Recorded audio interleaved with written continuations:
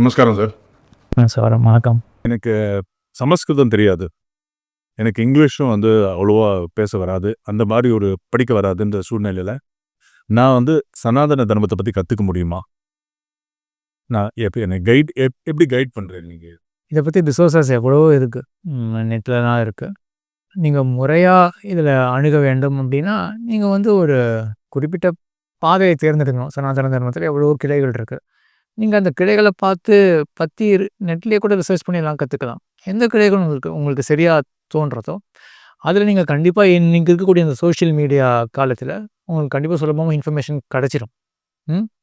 ஆனால் நான் என்ன சொல்ல விரும்புகிறேன் முக்கியமாக அப்படின்னா, இந்த சனாதன தர்மத்தில் அவங்க கற்றுக்கணும் அப்படின்னு ஒரு இன்ட்ரெஸ்ட் இருக்குது அப்படின்னு சொல்கிறீங்க இல்லையா? இந்த சனாதன தர்மம் அப்படின்றது மறுபடியும் ஞாபகம் வச்சுக்கோங்க. இது ஒரு சிறந்த ஆன்மீக அறிவியல். சரியா? இன்றைக்கி உங்களுக்கு கற்றுக்கிறதுக்கு ஆசை வந்திருக்கு. இதே மாதிரி தான் யாருக்கு வேணாலும் ஆசை வரலாம். அந்த அவேக்கனிங் சொல்கிறாங்க இல்லையா? அந்த ஸ்பிரிச்சுவல் ரியலைசேஷன் ஏதோ ஒன்று இருக்கே, மிஸ்ஸிங்கான வாழ்க்கையில் இருக்கே அப்படின்னு. அந்த மிஸ்ஸிங்கான பாகம் யாருக்கு அப்படின்னு ஒரு ஃபீல் யாருக்கு வருதோ, யார் வேணாலும் இரஸ்பெக்டிவ் ஆஃப் த பர்த், எல்லாருக்குமே இந்த சனாதன தர்மத்தில் நல்ல ஆழமாக இந்த ஆன்மீக அறிவியல், இந்த சயின்ஸில் ஆழமாக போய் இந்த உலகத்துலேயும் நல்லபடியான ஒரு சாந்தமான வாழ்வு, அதே போல் மறுமைக்கும் இந்த மோட்சம் அப்படின்ற அந்த ஒரு இடத்துக்கும் அவர்களுக்கு கண்டிப்பாக யாராக இருந்தாலும் அவர்களுக்கு உரிமையே உண்டு சனாதன தர்மத்தில். ஸோ நான் பிராமன் இல்லை, நான் கற்றுக்கலாமா? சனாதன தர்மத்தை பற்றி கற்றுக்கலாமா? வேதம் கற்றுக்கலாமா? உபனிஷத்துலாம் படிக்கலாமா? பிராமின் இல்லாமல் எனக்கு அது வாய்ப்பு இருக்கா? வேர் டு ஸ்டார்ட்? இதை ஸ்டார்ட் பண்ண ரிசோர்ஸஸ் பல இருக்குது. என்னுடைய நினைவில் இதில் அந்த ஸ்பிரிச்சுவல் சயின்ஸ் அப்படின்னு சொன்னோம் இல்லையா, ஆன்மீக அறிவியல், ஒரு ப்ரீஃபாக நம்ம விஷயம் பார்த்தோம் இல்லையா, இந்த மாதிரி இவ்வளோ சயின்ஸாக இவ்வளோ அனலைஸ் பண்ணுறாங்களா அப்படின்னு. அந்த சாஸ்திரம் அப்படின்றத அதை பற்றி இதே யூடியூப் சேனலில், இதே வெப்சைட்டில் பல வீடியோ டுட்டோரியல்ஸாகவே போடலாம் அப்படின்னு நினச்சிட்டு இருக்கேன். ஸோ கண்டிப்பாக அதுவும் பயன்படும். ஆக அது அந்த ஸ்பிரிச்சுவல் ஆஸ்பெக்டில், சயின்டிஃபிக் ஆஸ்பெக்டில் ஆழமாக இறங்க. மற்றபடிக்கு இந்த ஒரு மார்க்கம், சனாதன தர்மத்தில் பல மார்க்கங்கள் இருக்குது, இந்த மார்க்கம் எனக்கு ஏற்புடையது அப்படின்னு யாருக்கு தோன்றதோ, இந்த காலத்தில் நிறைய ரிசோர்ஸஸ் இருக்குது. ஸோ அது ஒன்றும் ஒரு குறைபாடாக தோணலை. இந்த வெப்சைட்டோ இந்த யூடியூப் சேனலோ எதுக்கு பயன்படும் அப்படின்னா, இந்த சாஸ்திரம், இந்த ஸ்பிரிச்சுவல் சயின்ஸ் அப்படின்ற ஆஸ்பெக்டை நம்ம ஆழமாக தெரிஞ்சுக்கிறதுக்கு பயன்படும். அது கொஞ்சம் கொஞ்சம் நீங்கள் வீடியோ டியூட்டோரியல்ஸ் பார்த்தாலே உங்களுக்கு அது தெரிய வரும். முக்கியமாக என்னென்னா, இந்த சேனலை எப்படி அமைக்கலாம்னு நினைக்கிறேன்னா, மற்ற இடத்துல ஒரு கால் வெறும் ப்ரீச்சிங் நடக்கலாம். ஸோ இது ப்ரீச்சிங் இல்லாமல் ஒரு ரீசனிங், ஒரு டீச்சிங் மாதிரி இந்த சேனலானது அமைய வேண்டும் அப்படின்னு தான் என்னுடைய நினைவு. அதாவது இப்போ பார்த்தீங்கன்னா, இப்போது E=mc² அப்படின்னு ஒரு ஈக்குவேஷன் நம்ம படிச்சிருப்போம். தியரி ஆஃப் ரிலேட்டிவிட்டியோடைய ஈக்குவேஷன் இது. இதை வெறும் சொன்னால் மட்டும் போகாது இல்லையா? என்ன அதை மீன் பண்ணுறோம் நம்ம? எனர்ஜி C அப்படின்றது ஒரு கான்ஸ்டன்ட், ஸ்பீட் ஆஃப் லைட்டு அப்படின்னு சொல்லி எப்படி இந்த ஈக்குவேஷனை டிரைவ் பண்ணணும் அப்படின்றது முக்கியம் இல்லையா? ஸோ இது வெறும் E=mc² தெரிஞ்சுக்கோங்க அப்படின்னா அது வெறும் ப்ரீச்சிங்காக போயிடும். நான் டிரைவ் பண்ணது எப்படி அப்படின்னு சொன்னால் அது ஒரு டீச்சிங், ஒரு லாஜிக்கல் ரீசனிங்காக இருக்கும். ஸோ அதே மாதிரி தான் இந்த சேனலில் இருக்கக்கூடிய எல்லாமே எப்படி இருக்கும்னா ப்ரீச்சிங்காக இருக்காது, ஃபுல் அண்ட் ஃபுல் லாஜிக்கல் ரீசனிங்காக இருக்கும். ஆக அந்த மாதிரி டீப்பாக தெரிஞ்சுக்கணும் அப்படின்னும் பொழுது இந்த சேனல் மறுபடியும் சொல்கிற எல்லாருக்கும் பயன்படும். சனாதன தர்மம் இது இரஸ்பெக்டிவ் ஆஃப் பர்த் எல்லாருக்குமே இந்த ஆழமான சயின்ஸ் ஆனது தெரிஞ்சுக்கலாம். நோ ரெஸ்ட்ரிக்ஷன்ஸ், எந்த ரெஸ்ட்ரிக்ஷனுமே இல்லை, யாருக்கும் எந்த தடையும் இல்லை, எல்லாம் கற்றுக்கலாம். கண்டிப்பாக. இன்னொரு கேள்வி என்னென்னா, எனக்கு ஏதாவது முன்னாடியே தெரிஞ்சிருக்கணுமா? பிகாஸ் நீங்கள் முன்னாடி சொன்ன இந்த மாதிரி டெக்னிக்கல் ஜார்கன்ஸ்லாம் இருக்கும், சில விஷயத்தெல்லாம் கற்றுக்கணுன்னா முன்னறிவு கொஞ்சம் இருக்கணும்னா, அந்த மாதிரி ஏதாவது சனாதன தர்மத்தை பற்றி தெரிஞ்சுக்கணும் அப்படின்னா முன்னறிவு இருக்கணும். எல்லாமே இந்த வெப்சைட்லேயே கொடுக்கப்படும். இந்த காலத்தில் எல்லாமே வெப்சைட்டில், இந்த வெப்சைட் இருக்கட்டும், பொதுவாகவே ஆன்லைனில் ரிசோர்ஸஸும் இருக்குது. ஆக அந்த ரியலைசேஷன் மட்டும்தான் வேணும், ஒரு திறந்த மனப்பான்மை வேணும். நான் யார் அப்படின்ற ஒரு ரியலைசேஷன் ஏதோ ஒன்று இருக்குது, நான் யார் என்ன சொல்கிறாங்களோ அதை ஏற்றுக்கிறதுக்கு நான் மனப்பான்மையோடு இருக்கேன். எடுத்த உடனே வேண்டாம் இது தப்பு, இவங்க பொய் சொல்கிறாங்க அப்படின்ற ஒரு எண்ணம்லாம் இல்லாமல் ஏற்றுக்கிறதுக்கு நான் ரெடியாக இருக்கேன் அப்படின்ற ஒரு மனப்பான்மை, இது போதும். வேறு எதுவுமே, இந்த ஒரு எண்ணம் தான் வர வேண்டுமே ஒழியா மற்ற டெக்னிக்கல் கேப்பபிலிட்டிலாம் அதை அக்வயர் பண்ணிடலாம். ஆனால் இது சொல்லி தருவாங்களோ, இதை பற்றி பேசுகிறவங்களோ எல்லாருமே பிராமின்ஸாக இருக்காங்க கிட்டத்தட்ட எல்லாமே. Correct me if I am wrong. இப்போ இந்த மாதிரி இருக்கிறதுனால இதை நீங்கள் வேதாஸ்லாம் இதை கிரியேட் பண்ணதில்லை, இதெல்லாம் சொல் வழி கேட்டு வந்தது அப்படின்னு சொல்லிட்டீங்க. பட் இதை கிரியேட் பண்ணவங்கெல்லாம் எல்லாருமே பிராமின்ஸா? அப்போ எனக்கு ஏதாவது ஒரு ரெஸ்ட்ரிக்ஷன்ஸ் இருக்குமா? அதை பற்றி கொஞ்சம் டீட்டெயில்ஸ் சொல்லுங்கள். இதை கிரியேட் பண்ணவங்கெல்லாம் யாரு? இதை வேதாஸை கிரியேட் பண்ணது யாருமே கிடையாது. அதுக்காக தான் நம்ம அந்த லாஜிக்கல் ரீசனிங் பார்த்தோம். இது வந்து கிரியேட்டர் இல்லாமல் தான் இருந்திருக்கு. ஏன்னா மறுபடியும் ஸ்ட்ரெஸ் பண்ணுறேன், இந்த சனாதன தர்மத்தை இந்த வேதங்களில் நாம் ஏற்பதே எதுக்காக அப்படின்னா, இதை ஃபாலோ பண்ணவர்கள் பின்பற்றினவர்கள்லாம் உடலில் சுத்தமாக ஆசை இல்லாமல் துறவரம் பூண்டு கொஞ்சம் கூட நசையற்று உடலில் அவர்கள் அப்படி தான் வாழ்ந்திருக்கார்கள். ஸோ அவர்கள் சொல்வதை நாம் நம்பலாம். அவங்க எதுக்காக ஏமாற்றப்படுறார்கள்? அவங்க காட்டில் ஏதோ ஒரு அழுக்கு துணியை உடுத்தி கொண்டு இருக்கக்கூடியவர்கள், தபசுன்னு இருந்தவர்கள். அவர்கள் வந்து நம்மளை ஏமாற்றி அவர்கள் எந்த பயனும் பெறப்போவது கிடையாது. அதனால அந்த ஆஸ்பெக்டை பார்த்தோன்னா இது யாரும் கிரியேட்டட் அப்படின்னு வச்சுக்க வேண்டாம். கண்டிப்பாக ரெவலேஷன்ஸ் தான். எல்லாருமே வந்து அந்த ஏற்றது தான் அந்த விஷயங்கள்ல. ஓகே, வேதாஸ். இப்போ மகாபாரதம், ராமாயணம் அதெல்லாம் வந்து வால்மீகிலாம் எழுதியிருக்கார்கள் இல்லையா? இப்போ அவர்களையும் நம்ம அனலைஸ் பண்ணணும். இப்போ வால்மீகி அதே போல் இந்த மகாபாரதமும் ராமாயணமும் இதை ஏற்கிறவர்களும் மறுபடியும் இப்போ நீங்கள் வைணவ கிரந்தத்தில் நான் படித்ததுனால நான் சொல்கிறேன்.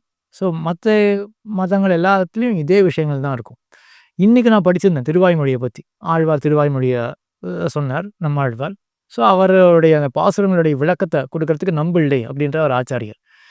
எந்த இடத்த பார்த்தாலும் இந்த உடம்புல ஆசைக்கூடாது, எல்லா ஆசைகளையும் விட வேண்டும், பரமாத்மாவை பற்றி மட்டுமே நினைக்க வேண்டும். ஸோ இதுதான் தீமை எல்லா இடத்துலையும். சரியா? ஆக இப்படி இருக்கக்கூடியவர்கள் அவர்கள்லாம் இந்த ராமாயணம் மகாபாரதத்தை தான் ஏற்கிறார்கள் அப்படின்னா மறுபடியும் அதே லாஜிக் தான். இவங்க என்னன்னு உடம்பே வேண்டாம் அப்படின்னு சொல்கிறாங்க. அப்படி இருக்கும்பொழுது இவங்க எதுவும் வஞ்சிக்கலாம் கண்டிப்பாக வாய்ப்பே கிடையாது. ஸோ ஆழ்வார்களில் நிறைய பேர் வந்து நான் பிராமின்ஸ் இருந்திருக்காங்க. ஸோ இதை வந்து கிரியேட் பண்ணவங்களும் வந்து நான் பிராமின்ஸ் தான். ஸோ பிராமின் தான் இதை வந்துட்டு கிரியேட் பண்ணது அப்படின்னு இல்லை. கண்டிப்பாக கிடையாது. இன்னொரு பெரிய விஷயம் இருக்குது அதில். ஒரு காலத்தில் பிராமின்ஸ் தான் கிரியேட் பண்ணியிருந்தாங்க அப்படின்னு வச்சுப்போமே. நம்ம ஆக்சுவலாக அதை பற்றி ஸ்பெசிஃபிக்காக பேசலை. பிராமின்ஸ் தான் கிரியேட் பண்ணியிருக்காங்க அப்படின்ற கேள்வி ஸ்பெசிஃபிக்காக நம்ம கொண்டு வரணும்னா கூட பரவாயில்ல, இந்த உலகத்தில் அப்படி தான் எல்லாருக்கும் தோன்றது. ஃபுல் அண்ட் ஃபுல் பிராமின் டாமினேட்டடாக இருக்குது. அப்போ இவங்க தான் கிரியேட் பண்ணாங்களா அப்படின்னு. அவங்க கிரியேட் பண்ணியிருந்தாங்கன்னா கொஞ்சம் யோசிச்சு பாருங்களேன். தங்களுடைய உடம்பை வருத்திக்கிறதுக்காக இவ்வளோ சட்டத்திட்டங்கள் எழுதி வச்சுருப்பாங்கடா. அதனால் இதை நல்லபடியாக புரிஞ்சுக்கிறதுக்கு நம்ம ஒரு பல நூற்றாண்டுகள் முன்பு போக வேண்டியிருக்கு. ஏன்னா இப்போ இருக்கிறது வந்து ஒரு புரோக்கன் சிஸ்டம். அந்த புரோக்கன் சிஸ்டம் இருக்கிறதுனால நமக்கு பல சந்தேகங்கள் வருது. இந்த காலத்தில் பிராமின்ஸ்லாம் கொஞ்சம் லக்ஸூரியஸாக இருக்கிறதாகவும் தெரிகிறது இல்லையா? ஆனால் இது நிலை கிடையாது. அது அப்படின்றத வந்து நம்ம இந்த நூல்களை பார்த்தாலே தெரிய வரும். எங்கே பிராமின்ஸ் எங்கே லக்ஸூரியஸாக இருக்காங்க? அப்படியா? என்ன இது?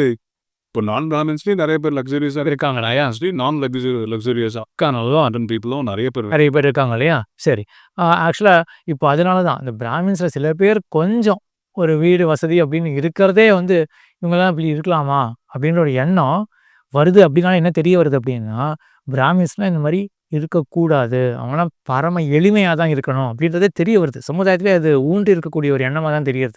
நான் பிராமின்ஸை பற்றி எதிர்ச்சா லாப சந்துஷ்டா அப்படின்னு சொல்லுவார்கள். எதிர்ச்சா லாப சந்துஷ்டா அப்படின்னா கிடைக்கிறத வைத்து திருப்தி படுறவன் அவன் தான் பிராமணன் அப்படின்னு தான் சொல்லப்பட்டிருக்கு. ஸோ எதிர்ச்சா லாப சந்துஷ்டா எளிய வாழ்க்கை தான் கண்டிப்பாக வாழணும். கண்டிப்பாக எளிய வாழ்க்கை தான் வாழணும்.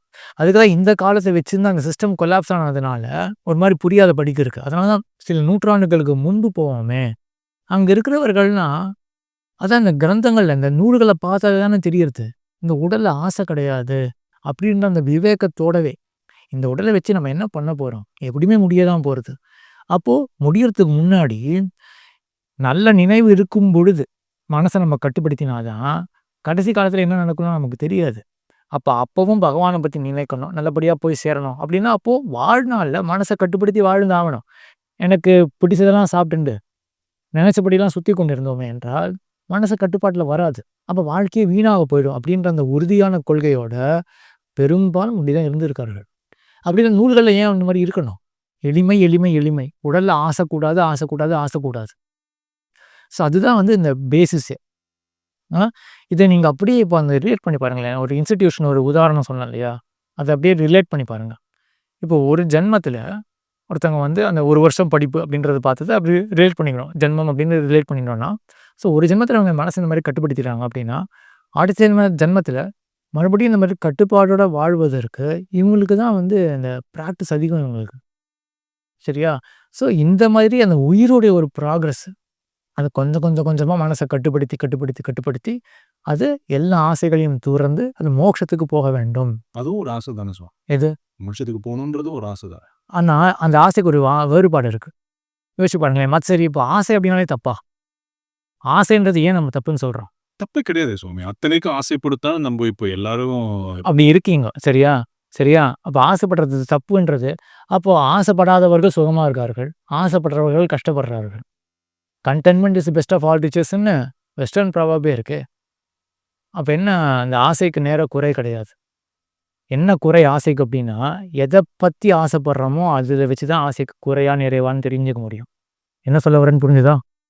நீங்க வந்து ஆசைப்படுறதுனால நெறைய கஷ்டப்படுறோம். Desire is the root cause of all ஈவில்ன்றது தான் நீங்க வந்து உங்களோட இது. பட் லைஃபோட இப்போ நான் என்னோட அதுக்கு முன்னாடி நீங்க நல்ல கேள்வி கேட்டீங்க. அந்த கேள்விக்கு பதில் முடிச்சிருவோம். இப்போ இந்த மோட்சத்துல ஆசை அப்படின்றதும் ஒரு ஆசை தானே. அப்போ எல்லா டிசைரும் தவறு அப்படின்னா, இப்போ மோட்சம் அப்படின்ற அந்த விடுதலை எல்லாத்து இடத்துலருந்து எதுக்கு ஆசைப்படுறேன்? சனாதன தர்மம் படிக்கணும்னு ஆசைப்படுறேன். நான் நேர்மையா இருக்கணும்னு ஆசைப்படுறேன். நான் வந்து எல்லாமே ஆசை. நேர்மையா இருக்கணுன்றது ஆசைன்றது கிடையாது. அது ஒரு உணர்வு வந்தாச்சுன்னா அவ்வளோதான். என்னோட விஷ் நான் இப்படி இருக்கணும். ஸோ எனக்கு ஒரு நல்ல பாடசாலை கிடைக்கணும். என்ன நல்லா ட்ரீட் பண்ணணும். எல்லாமே எனக்கு ஆசை தானே.